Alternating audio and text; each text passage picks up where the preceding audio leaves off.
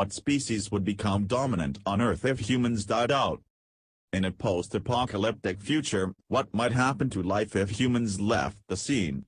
After all, humans are very likely to disappear long before the sun expands into a red giant and exterminates all living things from the Earth. Assuming that we don't extinguish all other life as we disappear, an unlikely feat in spite of our unique propensity for driving extinction, history tells us to expect some pretty fundamental changes when humans are no longer the planet's dominant animal species. So if we were given the chance to peek forward in time at the Earth some 50 years after our disappearance, what would we find? Which animal or group of animals would take over as the dominant species? Would we have a planet of the apes, as imagined in popular fiction? Or would the Earth come to be dominated by dolphins, or rats, or water bears, or cockroaches or pigs, or ants? The question has inspired a lot of popular speculation and many writers have offered lists of candidate species. Before offering any guesses, however, we need to carefully explain what we mean by a dominant species. Let's stick to the animal kingdom. One could argue that the current era is an age of flowering plants. But most people aren't imagining Audrey 2 in Little Shop of Horrors when they envision life in the future. Even the fictional Triffids had characteristically animal features, predatory behavior and the ability to move. So let's keep the discussion to animals. This is for practical rather than philosophical reasons. By some standards the world is now and always has been dominated by bacteria despite the nominal end of the age of microbes some 1.2 billion years ago. This was not because bacteria ceased to be, or declined in prevalence, but rather because in our myopia we tend to place more importance on the large multicellular organisms that came after. By some accounts 4 out of 5 animals is a nematode, a roundworm. So from all these examples it's clear that neither prevalence, abundance nor diversity is the prime requisite for being a dominant form of life.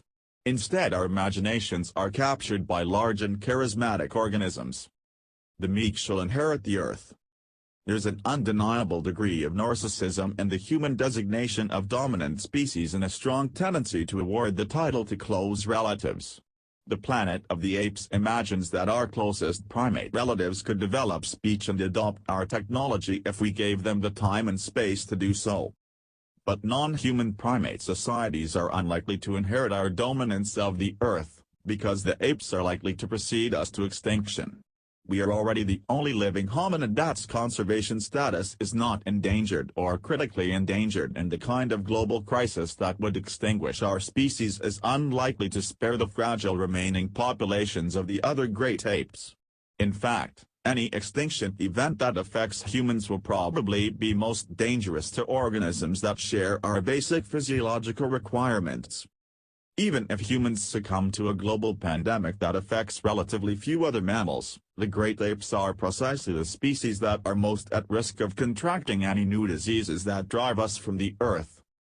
Will another, more distant, relative, primate, mammal, or otherwise, develop intelligence and human-like society? That too seems unlikely.